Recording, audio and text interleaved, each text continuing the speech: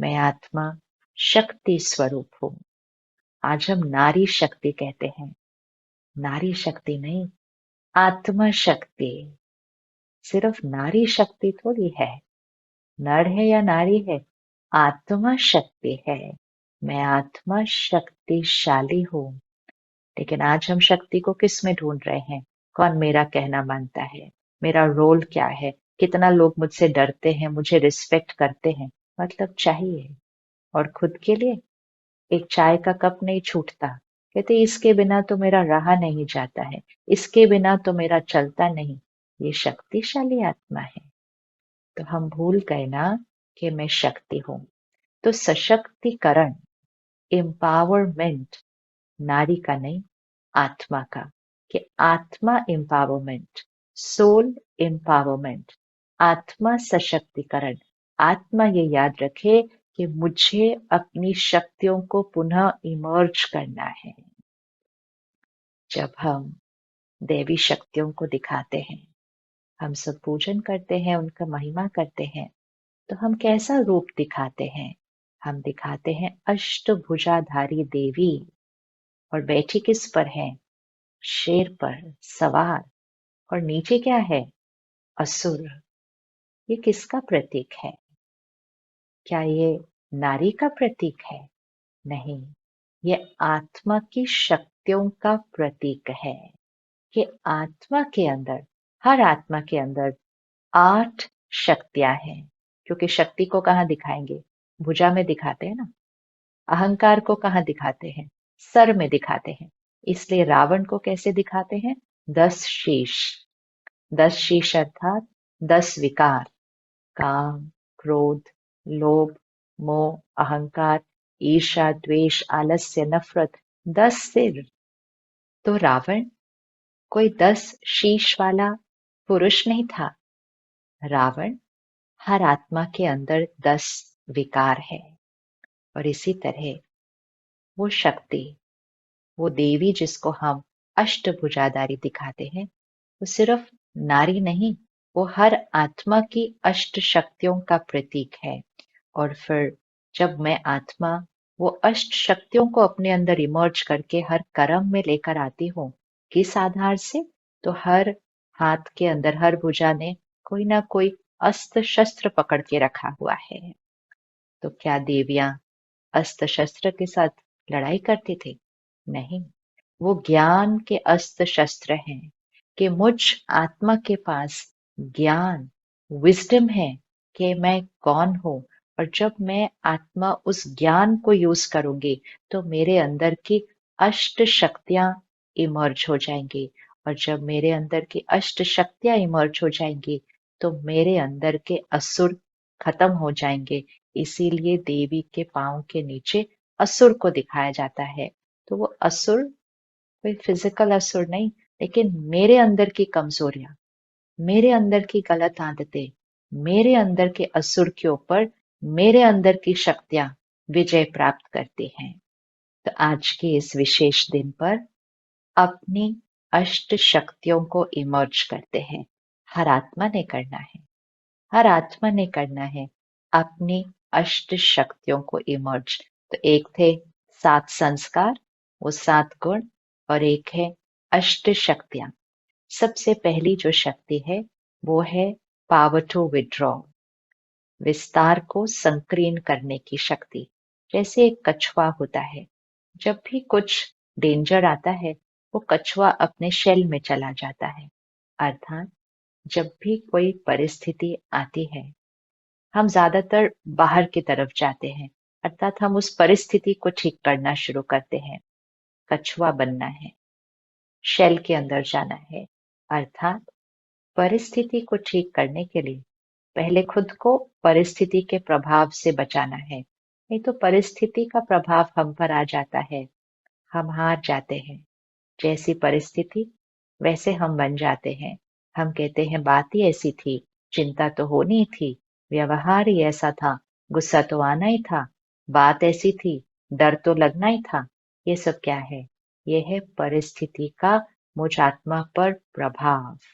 लेकिन विस्तार को संकीर्ण करने की शक्ति, अर्थात पावर टू विड्रॉ, जैसे ही कोई परिस्थिति आई, पहला फोकस अपनी स्थिति पर, कि मैं शक्तिशाली आत्मा हूँ, परमात्मा मेरे साथ है, मैं उसके साथ और शक्ति से हर परिस्थिति का सामना कर सकती हूँ।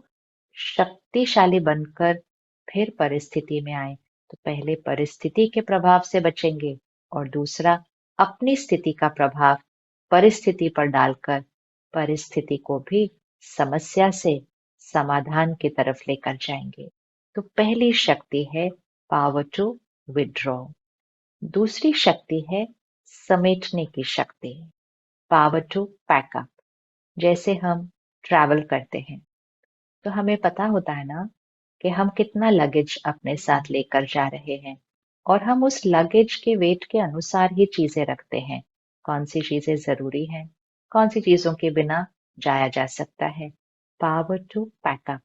इसी तरह यहाँ पर भी समेटने की शक्ति चाहिए।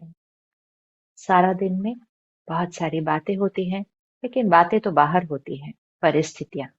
लेकिन बहुत जल्दी बातें सिर्फ यहाँ नहीं, बातें यहाँ चल रही होती हैं, अर्थात मन के अंदर संकल्पों का शोर चल रहा होता है। आज हम में से बहुत कहते हैं मन सोचना ही बंद नहीं करता है। ओवर थिंकिंग, ओवर थिंकिंग, समेटी नहीं जा रही थॉट्स, स्कैटर्ड है, पूरी स्कैटर्ड है, यहाँ पर इतनी ज्यादा है, बंद ही नहीं होती। तो समेटने की शक्ति अर्थात कोई भी बात आए तो बात को छोटा करो, बात को छोटा करो, उसके अंदर सही क्या सोचना है पहले उस पे फोकस करो। ज्यादा उसके बारे में बात करना, ऐसा क्यों हुआ, ऐसे कैसे हुआ, ऐसे कैसे वो कर सकते थे, ऐसा नहीं करना चाहिए, waste of energy, waste of time. Important सिर्फ ये है अब क्या सोचना है, अब क्या बोलना है, अब क्या करना है। लेकिन वो तो ऐसे कर रहे हैं तो मैं ऐसे कैसे, नहीं। इम्पोर्टेंट ये है कि वो कुछ भी कर रहे हैं, वो कैसा भी व्यवहार कर रहे हैं, मेरा संस्कार और मेरा कर्म सही होना चाहिए, क्योंकि मैं शक्तिशाली आत्मा हूं। सामने वाला अगर गलत कर्म कर रहा है, वो कमजोर है, वो अपनी शक्तियों को भूल चुका है, उससे श्रेष्ठ कर्म इस समय हो नहीं रहे। लेकिन मैं कौन सी आत्मा हूं, मैं शक्तिशाली आत्मा हूं, मुझे श्रेष्ठ कर्म करने हैं। सदा ये याद रखते हुए कि मुझ आत्मा की सिर्फ एक ही प्रॉपर्टी है। हम सारा दिन तो अपनी बहुत सारी properties, roles, positions, possessions check करते रहते हैं, लेकिन सच तो यही है ना कि मैं आत्मा हूं, एक सेकंड में इस शरीर को छोड़ूंगी, पता भी नहीं चलता, वो सेकंड कभी भी आ जाता है। देख रहे हैं ना चारों तरफ क्या हो रहा है, समय भी नहीं मिलता पैकअप करने के लिए, समय नहीं मिलता पैक करने के लिए। सदा ऐसे जीवन जीना है कि यहाँ पैक्ड अप है, अर्थात कोई कर्मों के हिसाब किताब ना बने हो। जैसे कोई लेन देन नहीं पेंडिंग रहना चाहिए ना, आत्मा शरीर छोड़ गई तो लेन देन पेंडिंग रह जाएगा। इसी तरह यहाँ भी कोई लेन देन पेंडिंग नहीं रहना चाहिए। अपने कार्मिक अकाउंट्स को सेटल्ड रखें। आत्मा जब आगे जाए तो समेटे हुए जाए, उलझन लेकर नहीं जाए, इंटेंगलमेंट लेकर नहीं जाए। लेकिन ये तो पता नहीं है कि किस क्षण जाना है, तो समय तो मिलेगा नहीं उस गांठों को खोलने का जो जीवन में बना दी थी। इसीलिए जीवन हर क्षण ऐसा जिए कि कोई भी घड़ी हमारी अंतिम घड़ी हो सकती है। बहुत इंपॉर्टेंट है, कोई भी घड़ी हमारी अंतिम घड़ी हो सकती है, तो उस अनुसार अपने कर्म करें। उस अनुसार ध्यान रखें कि सामने वाला कोई भी कर्म कर रहा हो, मेरी जिम्मेवारी मेरे संस्कार और मेरे कर्म है। Priority, priority. क्यों? क्योंकि मेरे संस्कार और मेरे कर्म हर क्षण मेरा भाग्य लिख रहे हैं। और जिस क्षण मैं आत्मा शरीर छोड़ूंगी, ये सारी चीजें जिनके लिए मैं उलझ रही हूँ, जिनके लिए मैं डर रही हूँ, परेशान हो रही हूँ, लड़ रही हूँ, ये सारी चीजें, ये सारे लोग और जो उन लोगों ने किया, और यहाँ तक कि ये शरीर, ये पीछे रह जाएगा। मेरे साथ कुछ नहीं जाएगा। ये सत्य हमें पता है, ये सत्य हमें पता है। लेकिन क्या हम इस सत्य को याद रखते हुए जीवन जीते हैं? हम तो ऐसे लड़ते हैं इन चीजों के लिए जैसे यही हमारी परमानेंट प्रॉपर्टी है। सही के लिए खड़े होना, सही के लिए करना, लेकिन हमेशा याद रखना, परमानेंट सिर्फ एक ही है, मुझ आत्मा के कर्म और संस्कार। क्योंकि जब मैं आत्मा शरीर छोड़ूंगी, कुछ भी मेरे साथ नहीं जाएगा, लेकिन एक चीज मेरे साथ जाएगी। दुनिया में तो सब लोग क्या कहते हैं? खाली हाथ आए, खाली हाथ जाएंगे। लेकिन ये तो सत्य नहीं है। हम खाली हाथ नहीं जाते। हाँ, जो कुछ दिखाई देता है वो हमारे साथ नहीं जाता। और जब एक बच्चा आता है, वो भी अपने साथ जो दिखाई देता है वो कुछ नहीं लेकर आता है। लेकिन जब एक बच्चा पैदा होता है, वो अपने साथ संस्कार और कर्म लेकर आता है। बच्चे के पैदा होने के कुछ दिनों के अंदर ही आप उसकी जन्म पत्री बनवा देते हैं। कैसे जन्म पत्री बनी? उस बच्चे ने तो कोई कर्म नहीं किया ना अभी। उसका भाग्य कैसे पता चल रहा है? ये होगा, वो होगा, 10 साल बाद ये होगा, 50 साल बाद ये होगा। पूरी जन्म पत्री। इसीलिए उसको कहा ही जाता है जन्म पत्री। जन्म हुआ और पूरी पत्री बन रही है। किस आधार से? बच्चे ने कोई कर्म नहीं किया। तो उसका आधार क्या है? क्योंकि वो जन्म पत्री उस बच्चे की नहीं है, उस आत्मा की है जिसने बच्चे के वस्त्र में प्रवेश किया है। तो आत्मा तो बहुत सारे कर्म करके आई है, और उस कर्मों पर ग्रहों का प्रभाव, उस आत्मा के संस्कारों पर ग्रहों का प्रभाव, वो है वो जन्म पत्री। उसी क्षण, उसी स्थान पर दो बच्चे पैदा होते हैं। यहाँ तक कि उसी क्षण, क्या कहें, आधे एक मिनट के फर्क पर उसी माता पिता के दो बच्चे पैदा होते हैं। सब कुछ एक जैसा है, लेकिन दोनों के संस्कार अलग अलग, दोनों के कर्म अलग अलग, और इसीलिए जीवन काल में दोनों का भाग्य भी अलग अलग ही होगा। तो एक ही चीज है जो बच्चा अपने साथ लेकर आता है, और वो है संस्कार और कर्म। और इसका मतलब एक ही चीज है जो हम अपने साथ यहाँ से लेकर जाएंगे, अपने संस्कार और कर्म। तो ध्यान रखें, हर सीन को ऐसे क्रॉस करें कि मैं आत्मा अगर अभी जा रही हूं, तो मैं इस सीन को कैसे क्रॉस करूंगी? क्योंकि पता तो नहीं होता ना कब जा रहे हैं। कोई फोन पर बात करते करते अचानक दिल का दौरा पड़ जाता है, वहीं गिर जाते हैं। कोई रात को सोते हैं, सवेरे नहीं उठते। कोई सुबह प्यार से सबके साथ बात करके गाड़ी में जाते हैं, लेकिन रास्ते में किसी से टक्कर होती है, बहुत जोर जोर से वहां झगड़ा करते हैं, और थोड़ी आगे जाते हैं तो कुछ ऐसा हो जाता है कि वो भी नहीं रहते।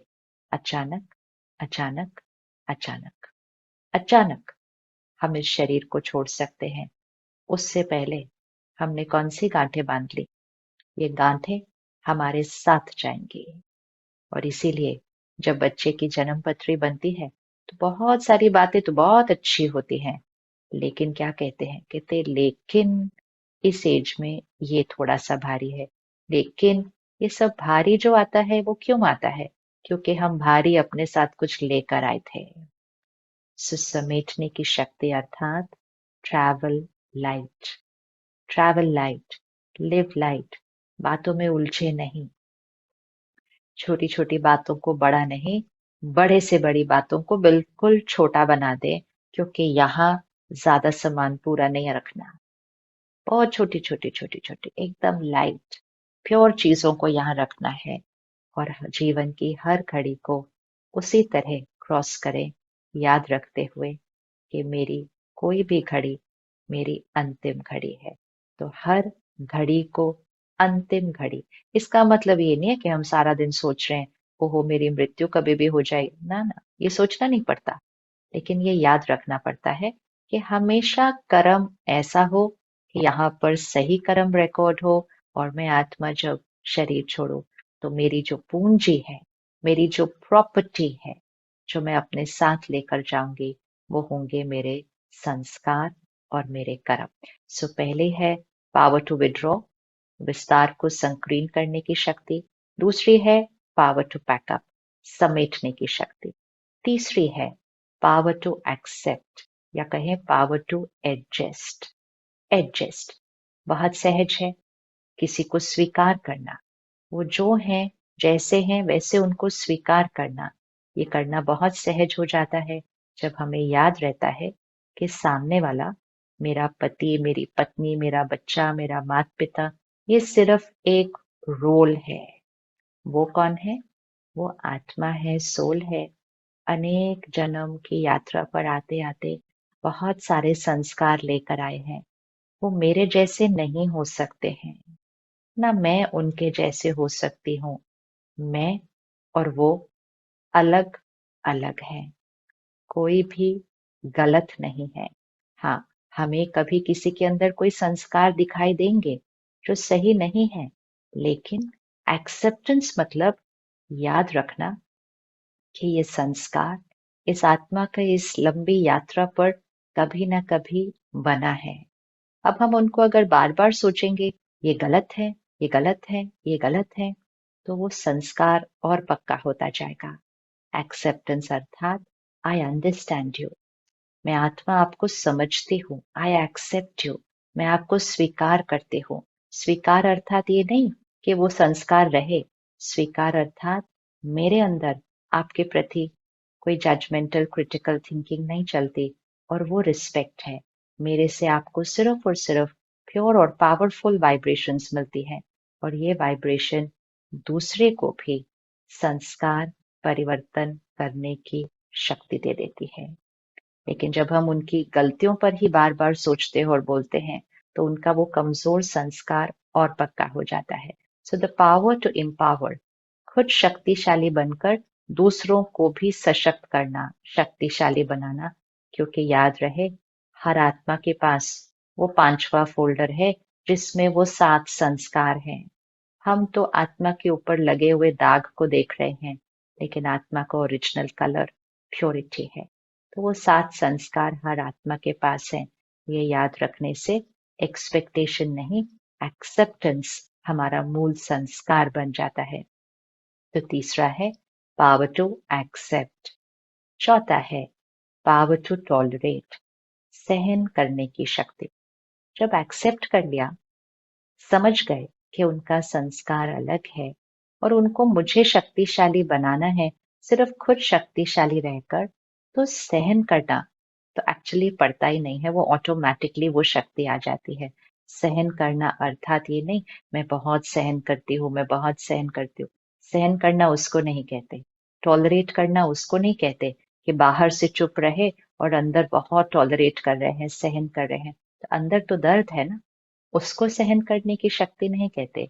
सहन करने की शक्ति अर्थात समझ आ गई कि उनके संस्कार और कर्म मुझसे अलग हैं, और क्यों अलग है, तो यहाँ दर्द होता ही नहीं है।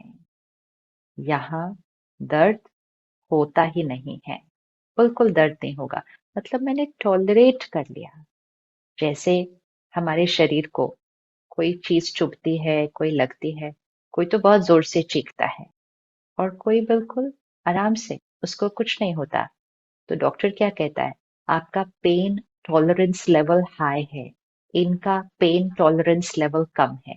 मतलब इनको छोटी चीज भी ज्यादा दर्द करती है, आपको बड़ी बड़ी चीज भी दर्द नहीं कर रही। तो पेन टॉलरेंस लेवल हाई है, शरीर का भी, लेकिन यहाँ आत्मा का। तो बड़ी से बड़ी बात भी जब यहाँ दर्द नहीं लाती है, क्षमा सहज करते हैं, बातों को भूल जाते हैं, हल्का रखते हैं, बात को छोड़ देते हैं, दुआएं देते हैं, तो आत्मा का पेन टॉलरेंस लेवल अर्थात पावर टू टॉलरेट बहुत हाई हो जाता है और आत्मा हर परिस्थिति में हर एक के व्यवहार को तो भी दुआएं देती रहती है। जैसे एक वृक्ष होता है, उसको पत्थर भी मारो तो फूल ही नीचे गिरते हैं, फल ही नीचे गिरते हैं। वो वृक्ष हमें छाया ही देता है क्योंकि उसके पास वो ही है देने के लिए। हमारे पास पत्थर हो सकते हैं मारने के लिए, लेकिन उसके पास तो पत्थर है ही नहीं, उसके पास है ही फल और फूल। ऐसे ही मैं आत्मा शक्तिशाली, पवित्र, मेरे पास सिर्फ दुआएं ही दुआएं हैं। सामने वाला कड़वा बोल रहा है, लेकिन वो सामने वाले की आत्मिक स्थिति है। मेरे पास सिर्फ और सिर्फ दुआओं रूपी फल और फूल हैं, जो उन पर पड़ेंगे तो उनकी भी शक्ति को बढ़ा देंगे। तो चौथी शक्ति है पावर टू टॉलरेट। जब ये चार शक्तियां हम अपने अंदर इमर्ज करते हैं, तो पांचवी शक्ति है पावर टू डिसर्न अर्थात परखने की शक्ति। जब यहाँ स्वच्छता है, शोर नहीं है, क्लैरिटी है, तो इंट्यूशन बहुत हाई हो जाती है। और जब इंट्यूशन हाई होती है तो परखना, क्या राइट है, क्या राइट नहीं है, कहाँ की कौन सी वाइब्रेशंस है, इस व्यक्ति को मिले। ये नहीं देखा कि देह कौन सा है, रोल कौन सा है, पहले फील किया इनसे मुझे कौन सी वाइब्रेशन मिल रही है, क्या एनर्जी है इनकी। परखना, जो सही परख लेगा कभी धोखा नहीं खाएगा। और जो सही परख लेगा उसके अंदर जो छठी शक्ति है वो ऑटोमेटिकली आ जाएगी, और वो है पावर टू डिसाइड, निर्णय करने की शक्ति। आजकल निर्णय नहीं लिए जा रहे हैं, बहुत टाइम लगा देते एक छोटा छोटा निर्णय लेने के लिए, और बड़े बड़े निर्णय के लिए तो लोगों को पूछते हैं, आपको क्या लगता है, मुझे क्या करना चाहिए। मैं आत्मा, मेरा कर्म, मेरा भाग्य बन रहा है, और मैं दूसरों से पूछ रही हूँ कि मुझे क्या करना चाहिए। एडवाइस ले सकते हैं, राय ले सकते हैं, लेकिन निर्णय ये कभी नहीं कहना उन्होंने कहा इसलिए मैंने किया। नहीं, निर्णय हमेशा मुझ आत्मा का, लेकिन निर्णय मेरा सही हो और क्विक हो। ज्यादा टाइम नहीं लगना चाहिए निर्णय लेने के लिए। आत्मा जब शक्तिशाली होती है तो बहुत जल्दी और एक्यूरेट निर्णय लेती है, क्योंकि परख शक्ति अच्छी है कि क्या सही और गलत। तो जब परख लिया तो निर्णय लेने में तो कोई टाइम ही नहीं लगता, तो पावर टू डिसाइड अपने आप आ जाता है। और जो सातवीं शक्ति है वो है सामना करने की शक्ति, पावर टू फेस। चुप रहना, सहन करना, एडजस्ट करना, एक्सेप्ट करना, विड्रॉ करना, ये सब कुछ बहुत इंपॉर्टेंट है। जब हम संस्कार अलग अलग हैं तो ये सारी शक्तियां बहुत इंपॉर्टेंट है। लेकिन अगर कहीं कुछ अनएथिकल है, अनएथिकल है, संस्कार अलग है नहीं, कहीं कुछ अनएथिकल है अर्थात गलत तरीके से कुछ किया जा रहा है, कुछ गलत हो रहा है, तो मुझ आत्मा के पास सामना करने की शक्ति, उस परिस्थिति का भी सामना करने की शक्ति। या मेरे जीवन में अचानक से कोई ऐसी बात आती है जिसका कोई समाधान नहीं होता है।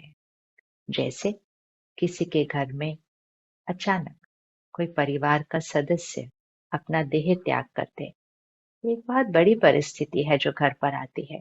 लेकिन इतनी बड़ी परिस्थिति में भी सामना करने की शक्ति, power to face the situation, power to face the situation, सामना करने की शक्ति। और जब ये सातों शक्तियां मैं आत्मा अपने अंदर इमर्ज करती हूँ, तो मेरी आठवीं शक्ति, एथ पावर, वो नेचुरल क्रिएट होती है, और वो है पावर टू कोऑपरेट, सहयोग देने की शक्ति। हम सब एक दूसरे को सहयोग देते हैं। किस चीज का सहयोग देते हैं? जो हमारे पास है वो हम किसी को शेयर करते हैं, जो हमें आता है उससे हम किसी का कोई काम कर देते हैं, जो हमारे को आता है हम किसी को सिखा देते हैं। ये है पावर टू कोऑपरेट, कोऑपरेट।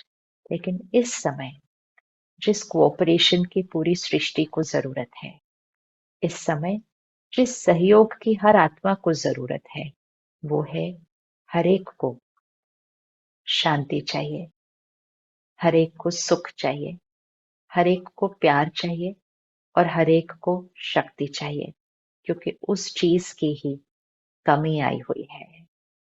तो जब मुझ आत्मा के अंदर ये गुण और ये शक्तियां इमर्ज होती हैं, तो मुझसे वो शक्तियां हर आत्मा को मिलती हैं, वो वातावरण में फैल जाती हैं, वो एनवायरनमेंट में फैल जाती है, वो सृष्टि की वाइब्रेशन को ऊपर उठा देती है, और उसको कहते हैं पावर टू कोऑपरेट, सहयोग देने की शक्ति।